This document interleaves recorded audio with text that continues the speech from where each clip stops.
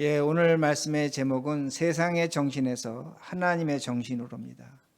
정신에 대해서 말씀을 드리겠습니다. 우리 모두 정신을 갖고 있습니다. 정신이란 단어를 우리가 영어로 번역하면 스피릿이 됩니다. 우리 사람은 정신을 갖고 있습니다. 우리가 정신을 갖고 있기에 바라보는 것을 판단하고 느끼고 또한 거기에 대한 어떤 생각을 하게 됩니다. 그러게 우리 정신이라는 것은 우리의 마음을, 우리의 태도를 이렇게 정리해 주기도 하고 때로는 바로잡아 주기도 합니다. 그리고 정신이라는 것은 지정의의 활동이 있습니다. 지식적인 것이 있고 또한 정적인 이모션한 것이 있고 그리고 의지적인 활동, 이것이 우리가 갖고 있는 정신이 됩니다. 우리는 정신을 갖고 살아가는 사람들이 됩니다. 그런데 세상도 정신을 갖고 있습니다. 사람들은 생각할 때에 세상은 무생물이기에 정신이 없다라고 생각하는데 그렇지 않습니다. 우리가 세상의 역사를 조금만 들여다보면 세상에는 정신적 흐름이 있습니다. 그걸 우리가 철학적 흐름이라고 얘기합니다. 사상적 흐름이라고 합니다. 지금 유크레인하고 러시아가 전쟁하고 있는데 이것도 정신의 싸움입니다. 독재와 자유민주주의의 정신적 싸움인 것을 우리가 알 수 있습니다. 그리고 이 세상은 아주 기본적인 정신이 있는데, 정신의 원리가 있는데 우리 모두가 거기에 적용을 당하고 있는데 원인과 결과의 법칙입니다. 인과 법칙입니다. 어떤 일이 있었기에 그로 인한 결과가 나타나는 것, 이것은 세상의 아주 중요한 정신이요 또 세상을 살아가는 원칙이 되기도 합니다. 그리고 이 인과 법칙을 좀 더 최근에 와서 다르게 표현한다면 진화론적으로 우리가 세상의 정신을 이해할 수가 있습니다. 그러면 하나님은 누구신가 합니다. 하나님은 영이십니다. 영이라고 할 때 그 단어 영은 스피릿이라는 단어를 똑같이 씁니다. 그럼 하나님은 정신이신가? 그렇지는 않습니다. 정신을 갖고 있다는 건 육체적인 몸을 갖고 있을 때 정신이라는 표현을 합니다. 그러나 하나님은 영이십니다.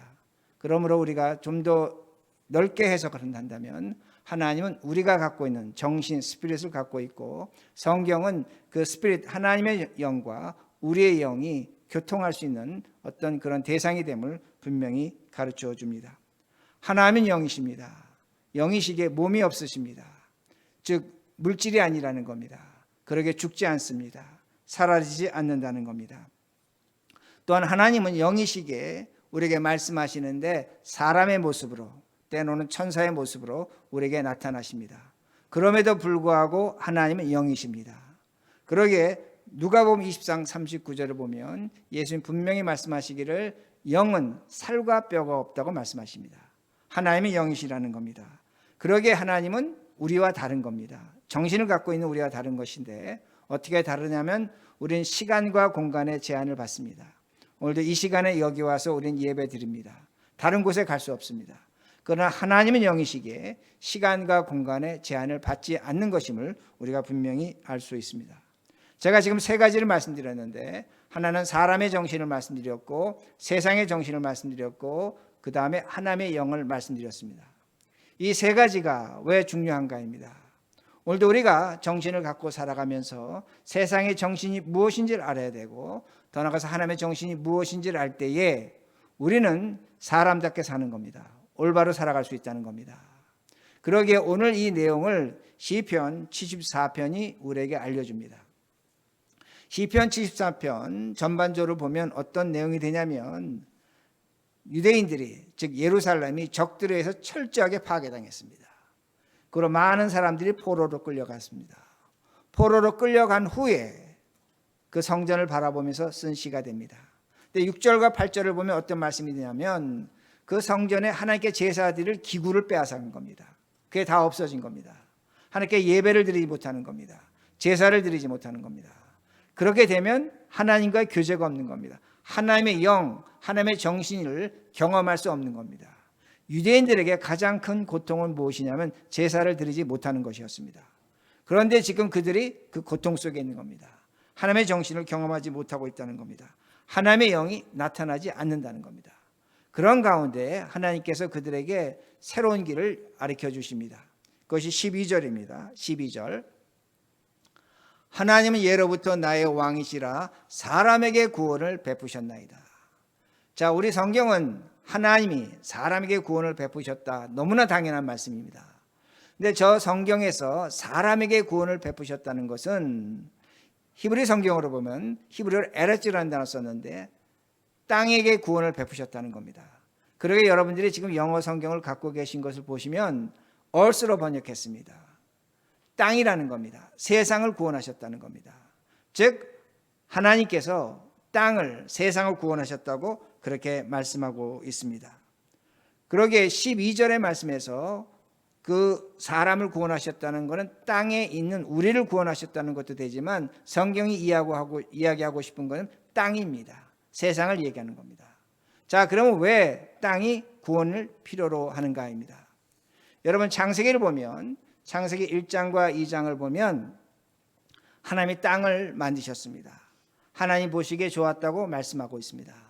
그런데 창세기 3장을 보면 아담이 죄를 짓습니다. 아담이 죄를 짐으로 말미암아 이상하게도 땅이 저주를 받았습니다. 우리는 왜 그렇게 저주를 받았는지 모릅니다. 땅이 저주를 받았습니다. 영어 번역 curse로 번역했는데 나쁜 정신, 나쁜 영향을 받았다는 겁니다. 그러기에 땅이 사람과 다툽니다. 왜냐하면 아담은 그 죄로 말미암아 땅에서 소산물을 먹어야 됩니다. 근데 땅이 뭘 만들어냅니까? 엉겅퀴와 가시를 만들어냅니다. 그러니까 사람과 땅이 싸우는 모습을 보여줍니다. 그런데 창세기를 우리가 좀 더 읽고 그 다음 4장을 가면 카인이 아벨을 죽입니다. 아벨을 죽일 때 아벨의 피가 땅속으로 흐르게 됩니다. 그때의 성경은 또 하나를 보여주는데 이번에는 땅이 사람을 저주했다고 말씀합니다. 땅이 사람을 컬스한 겁니다. 그러니까 성경이 우리에게 보여주는 게 뭐냐면 땅과 사람이 적대적 관계라는 겁니다. 싸움의 관계에 있는 것을 분명히 보여주고 있습니다. 사람의 정신이 있는데 그 사람의 정신과 땅의 정신이 다투고 있음을 성경이 보여줍니다. 제가 좀 전에 말씀드린 것처럼 우리는 세상을 살아갑니다. 세상엔 정신이 있습니다. 세상의 정신이 무엇인가? 우리는 성경을 통해서 쉽게 찾아보는 것이 예수님이 십자가에 달려 죽으시는 그 과정을 보면 세상의 정신이 아주 잘 드러납니다. 여러분 유대인들은 예수님이 자신들을 로마에서 해방시켜 줄 것을 기대했습니다. 근데 그 기대를 저버렸습니다. 유대인들은 배신감을 느꼈습니다. 그러기에 그들은 분노하며 예수님을 십자가에 못 박으라고 소리치게 됩니다.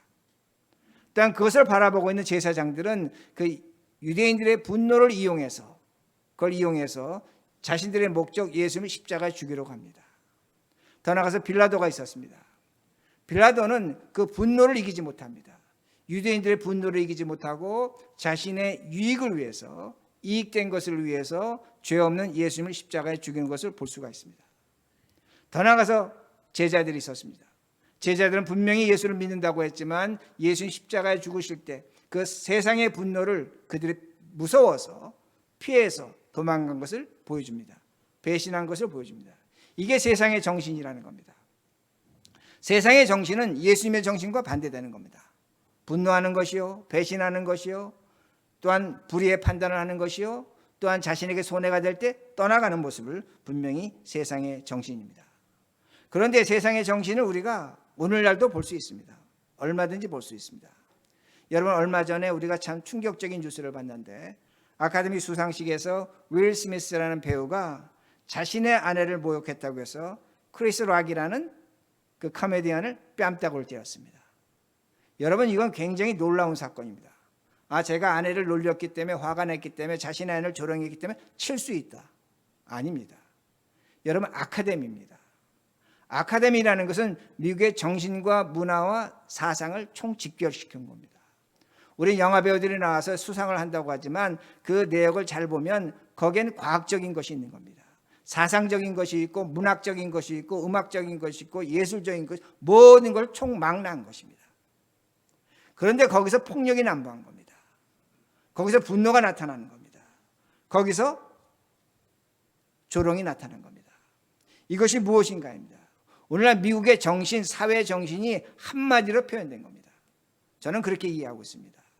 그러기에 과거에 불과 15년, 20년 전만 해도 미국에서 분노를 절제하지 못하고 감정을 폭발하는 것을 참으로 어떻게 보면 부끄럽게 여겼습니다. 짐승 취급했습니다. 그런데 이 사회가 한 10여 년 전부터 어떻게 됐습니까? 대통령부터 아이까지 쌍욕을 합니다. 이제는 욕하는 것이 정치인이건 대통령이건 누구이건 쌍욕을 합니다. 더 나아가서 분노하는 것은 정상이 됐다는 겁니다. 우리가 살아가는 세상의 정치, 경제, 사회는 이런 것으로 가득 차 있다는 겁니다. 세상이 나날로 악해지고 있다는 말씀이 됩니다. 그러면 이런 세상에서 우리가 어떻게 살 것인가?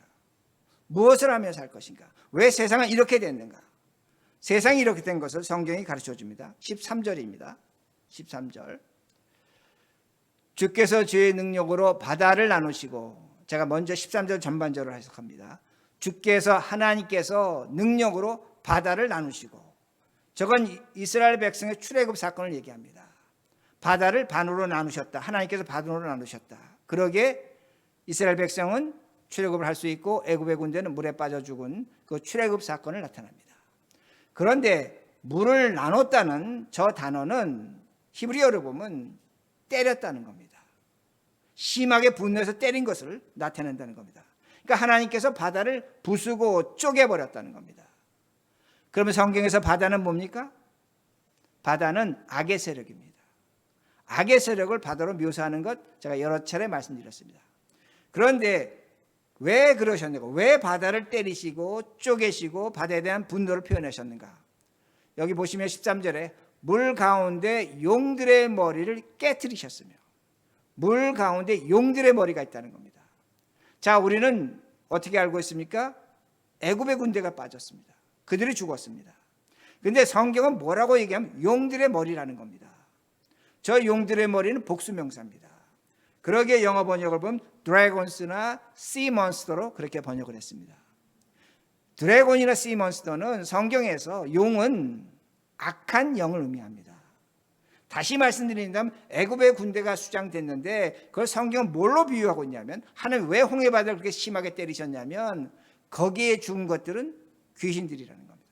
그러기에 용들의 머리는 복수명사입니다. 어떻게 성경이 지금 우리에게 암시하고 있냐면, 홍해바다에서 애굽의 군대가 죽었지만 그 군대는 뭘 얘기하느냐? 귀신들이라는 겁니다. 영적으로 타락한 존재들이 죽었다고 그렇게 말씀합니다. 그리고 14절입니다. 14절. 리오야단의 머리를 부수시고, 또 하나의 머리를 부수신데 리오야단입니다. 저 리오야단은 단수명사입니다. 리오야단은 성경을 보면 하나님이 창조한 영적 존재입니다. 타락한 존재입니다.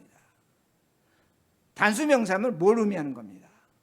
저것은 우리가 아는 것처럼 사탄을 의미합니다. 마귀의 권세를 의미한다는 겁니다. 그러게 성경을 보면 드래곤으로 번역했고 몬스터로 번역한 것을 우리가 알 수 있습니다. 이상하지 않습니까? 어떻게 하나님은 애굽의 군대가 수장된 것을 저렇게 표현하고 계신가 합니다. 왜 용들의 머리를 깨어뜨렸고 그리고 리오야단의 머리를 부셔버렸다고 성경은 가르쳐주고 있는가 합니다. 이것은 세상이 정신이 무엇인지를 가르쳐주는 겁니다. 세상이 무엇을 먹고 사는지를 분명히 가르쳐줍니다. 14절 후반절에 뭐라고 말씀하냐면, 리오야단의 머리를 부수시고 그것을 사막에 사는 자에게 뭘로 주셨어요? 음식물로 주셨다는 겁니다. 사막에 사는 자들에게 음식물로 주셨다는 겁니다. 어떤 것을? 홍해 바다에 빠져 죽은 그 죽은 시체들, 영적으로 보면 귀신과 사탄의 그 시체들을 사막에 사는 자들이 음식물로 먹는다는 겁니다. 사막은 뭡니까? 성경에서 비유법으로 하나님이 없는 곳입니다. 세상을 의미한다는 겁니다. 세상은 뭘 먹냐? 우리와 같은 음식을 먹죠. 그러나 하나님 입장에서 볼 때는 세상이 먹는 음식은 홍해바다에 빠져 죽은 시체들을 먹는다는 겁니다. 영적으로 타락한 것을 먹는다는 겁니다. 이걸 성경이 우리에게 가르쳐 줍니다. 이것이 세상의 정신이라는 겁니다. 그러니까 세상의 정신은 하나님이 볼 때 뭘 먹고 사냐면 죽은 시체를 먹는다는 겁니다. 이걸 먹이 삼는다는 겁니다. 그러기에 세상의 정신은 악한 겁니다.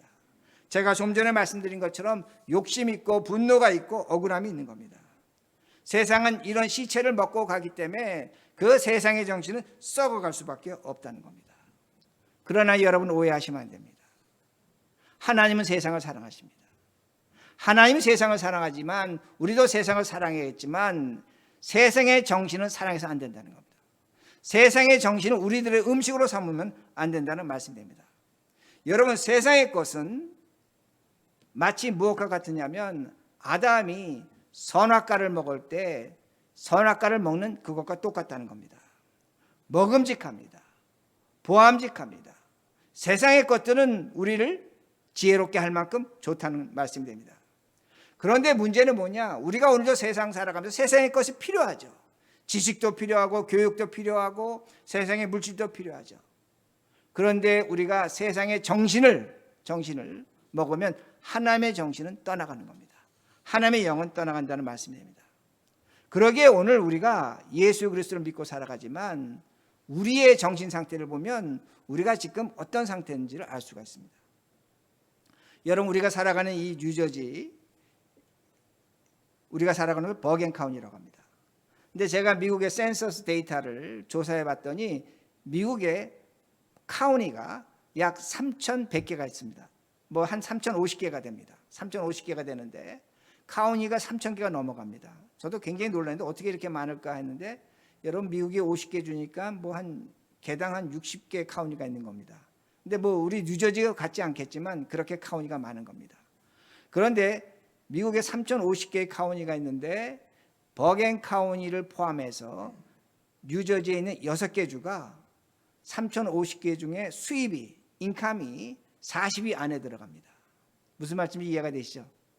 그러니까 지금 우리가 살아가는 것이 버겐 카운티, 우리가 여기 살아가는 것이 미국인들의 평균 수입의 2% 이상 되는 사람들이 살아가는 것이 버겐 카운티입니다. 우리는 굉장한 곳에 살아가는 겁니다. 여러분, 미국에서 2%면 세계 1%입니다. 우리 세계 1% 살아가는 겁니다. 그런데 오늘 우리는 이곳에 살아가면서 어떻게 살아갑니까? 작다고 생각합니다. 약하다고 생각합니다. 부족하다고 생각합니다. 오늘도 우리는 뭔가 더 가져야 된다고 생각하는 겁니다. 여러분, 제가 한번 우리 교인들하고 말씀 나눴는데 여러분, 버겐 카운티에서 받는 교육은 미국에서 볼 때 상대적으로 굉장히 높은 교육입니다. 다른 중소도시에서 받는 교육하고 여기 교육은 다릅니다. 그런데도 우리는 자식들에게 부족함을 느낍니다. 더 잘하라는 겁니다. 우리가 살고 있는 곳 자체가 2%입니다. 세계 1%입니다. 여러분, 한번 생각해 보시기 바랍니다. 우리가 살고 있는 것이 이 버겐 카운티가 세계 1%에 들어간다면 세상의 천국입니다. 그런데 우리는 세상의 천국을 즐기지 못합니다. 왜냐하면 세상의 정신을 갖고 있기 때문에 우리가 살아가는 세상 천국과 같은 것을 지옥으로 여기고 지옥으로 생각하고 있다는 겁니다. 그러기에 오늘도 부족한 것이고 오늘도 원망하는 것이고 오늘도 못 갖춘 것이고 오늘도 우리는 세상을 원망하며 살아간다는 겁니다. 이게 뭘 나타내는가 합니다. 오늘도 우리는 하나님 믿고 살아가지만 세상 정신에 속고 살아가고 있는 것을 분명히 보여줍니다. 그러게 15절 전반절입니다. 15절 전반절. 하나님께서 우리에게 뭘 주시는가 합니다. 주께서 바위를 쪼개어 큰 물을 내시며, 유대인들이 광야 생활할 때 마실 물이 없었을 때 하나님께서 반석에 물을 내셨습니다. 저 말씀 뭐냐면 오늘 우리가 마시는 물이 있다는 겁니다. 하나님의 말씀입니다. 예배입니다. 여러분, 하나님의 말씀과 예배는 광야에서 우리에게만 주어지는 겁니다. 하나님 백성에만 주어지는 겁니다. 다른 사람들은 우리가 예배 드리고 하나님 말씀 드릴 때 못하러 가느냐고 말합니다. 믿을 수 없다고 얘기합니다. 그러나 우리는 하나님의 말씀과 예배를 드리고 있다는 겁니다. 그러기에 하나님께서 우리에게 말씀하시는 겁니다. 이 말씀의 물을 먹고 예배를 드리고 너희는 세상의 것을 먹지 말라는 겁니다. 세상의 정신을 따르지 말라고 말씀합니다. 15절입니다. 15절 후반절. 주께서 늘 흐르는 강들을 마르게 하셨나이다. 이 말씀은 유대인들이, 이스라엘 백성들이 홍해를 건너서 가나안 들어갈 때 요단강을 건널 때 강물이 말랐습니다. 무엇을 우리에게 말씀하시냐면 너희들이 이제는 하나님의 말씀을 먹고 살아가기에 너에게 주어질 하늘나라와 영원한 생명이 있다는 겁니다. 천국이 주어진다는 겁니다. 너희들이 예배 드리는 자서 말씀을 듣고 사는 사람으로서 그리스도로 말미암아 하늘나라 갈 때 요단강 물이 마르는 것처럼 될 것이라는 겁니다. 그걸 믿는다면 오늘 우리가 세상 살아가는데 우리가 있는 곳이 뭐가 되어야 되느냐? 하나님의 정신으로 살아간다면 천국을 만들라는 겁니다.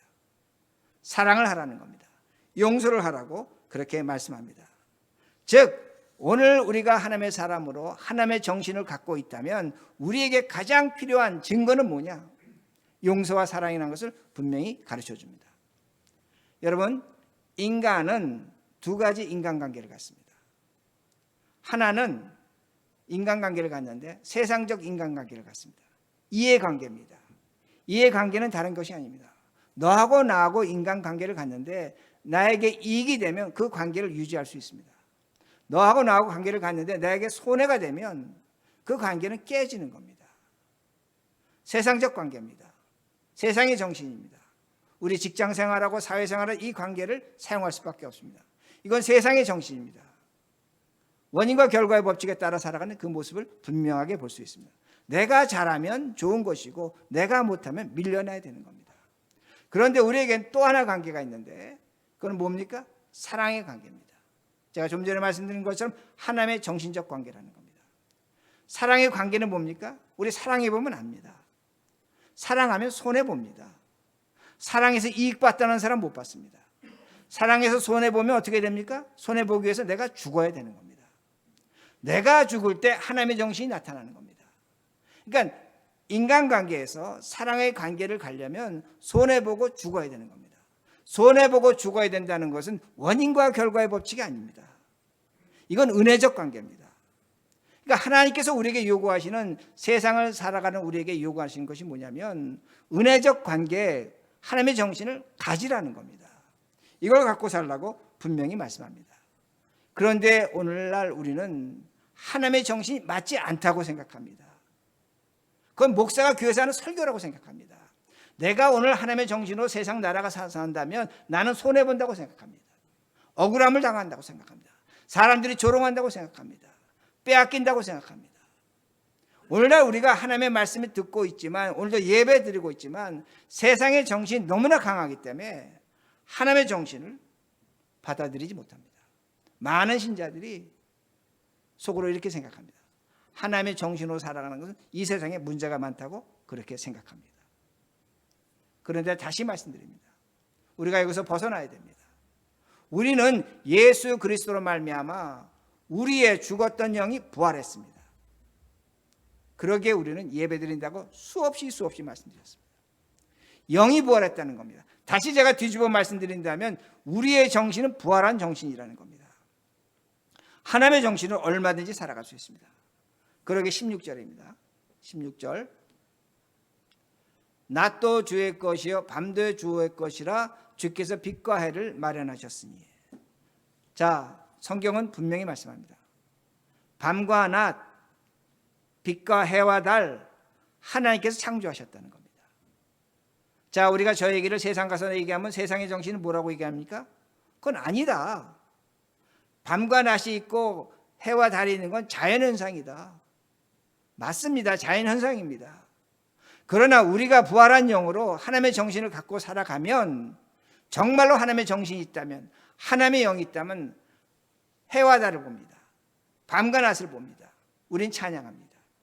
하나님의 통치와 하나님의 창조라는 겁니다. 하나님의 통치와 창조를 보는 것이고, 더 나아가서 우리는 그것을 통해서 하나님의 세계를 바라볼 수 있다는 말씀이 됩니다. 자연의 신비가 나타난다는 겁니다. 하나님의 신비를 볼 수 있다는 겁니다. 우리는 세상이 볼 수 없는 것을 볼 수가 있습니다. 왜 그러냐? 무엇 때문에 우리는 하나님이 창조하셨다고 말하냐? 하나님의 정신을 갖고 있기 때문에 그렇게 생각하고 말할 수 있는 겁니다.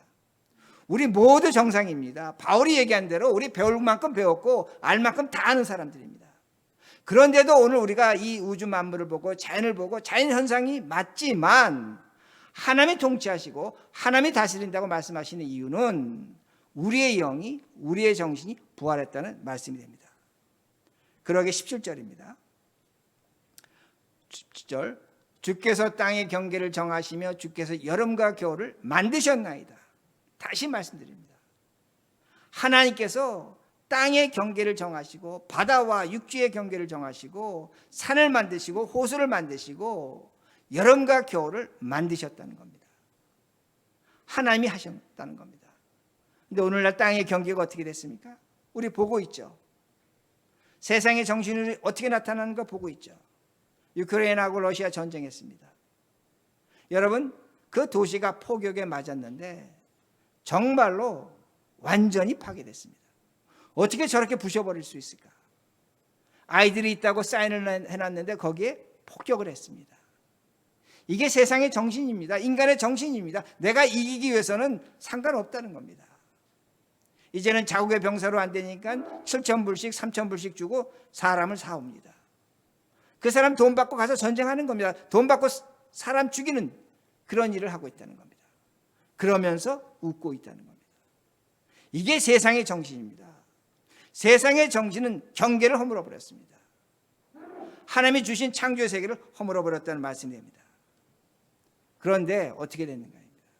우리가 한 가지 상식적으로 사회학적으로 분명히 이해하는 건 뭐냐면 2000년 전에 예수라는 한 사람이 왔습니다. 저 갈릴리 한 구석에 그 바닷가에 예수라는 한 사람이 와서 분명히 가르쳤습니다. 뭐라고 가르쳤냐면 원수를 사랑하라는 겁니다. 원수를 사랑하는 그 말 한마디가 인류의 역사를 변화시켰습니다. 여러분, 우리가 예수 믿기 때문에 제가 이 말씀하고 목사이기 때문에 이 말씀 드리는 것이 아니라 세상 역사를 보면 과거의 역사는 투쟁과 죽음과 분노의 역사였습니다. 그러나 그 예수가 오므로 말미암아 세상의 문학이 바뀌었고 예술이 바뀌었고 정신이 바뀌었습니다. 새로운 삶이 우리에게 찾아왔다는 말씀이 됩니다. 그러기에 인류 역사에서 사회학적으로 볼 때 가장 유익한 역사를 만들어낸 사람이 누구인가입니다. 아인슈타인 아닙니다. 예수라고 세상도 얘기하는 겁니다. 예수라는 한 사람에 의해서 세상이 변화됐다는 말씀이 됩니다. 여러분, 과거에는 하인과 주인이 동등하지 않았습니다. 로마의 역사를 보면 물고기 밥이 없는데 하인이 주인이 뭐라고 얘기하냐면 그 물고기 밥이 없어 너 거기에 뛰어들으라는 겁니다. 그 물고기는 사람들을 잡아먹었습니다. 그런 시대였습니다. 그런 시대에 예수님 뭐라고 말씀하셨냐면 주인과 상전과 하인이 똑같다는 겁니다. 남자와 여자 동등하지 않았습니다. 남자는 여자를 언제든지 버릴 수 있었습니다. 언제든지 이혼 증서 써줄 수 있었습니다. 그런데 예수님에 의해서 똑같이 만들어 놓으셨습니다. 똑같다는 겁니다. 원수를 사랑하라고 말씀하셨습니다. 여러분, 예수님이 없었다면 인류는 이런 정신을 갖지 못했습니다. 폴 틸릭은 뭐라고 얘기하냐면 예수의 정신이 없었다면 인간은 지금도 무지하다고 말하는 겁니다. 마찬가지입니다. 이 세상에 살며 많은 학식과 교양과 지식을 가졌다고 할지라도 세상의 정신으로 살아간다면 그 사람은 무지한 자라는 겁니다. 석사 박사를 됐다고 할지라도 예수가 없다면 무지한 자라고 폴 틸릭은 말하고 있다는 겁니다.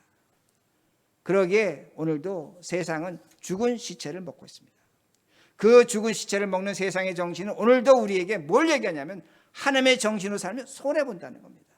망한다는 겁니다. 그런데 뭐라고 말씀합니까? 성경은 깨어있으라는 겁니다. 영적으로 깨어있으라는 겁니다. 제가 복잡하게 설명하지 않습니다. 영적 싸움이라고도 하지 않겠습니다. 우리가 정신 차려야 되는 겁니다. 세상의 정신을 보고 내 정신을 갖고 내가 어떻게 살아야 될까? 정신 차리는 것이 영적인 싸움이요. 또한 세상의 정신을 이겨낸다는 말씀이 됩니다. 우리는 세상 살기에 세상의 정신을 피할 수는 없습니다. 그러나 우리는 하나님의 정신으로 세상의 포로가 되지 말아야 됩니다. 세상과 이겨내야 된다는 말씀입니다. 세상은 다시 말씀드립니다. 죽은 시체를 먹습니다. 그런데 우리는 뭘 먹습니까? 성경이 말씀드린 것처럼 말씀을 먹습니다. 하나님의 말씀을 먹습니다.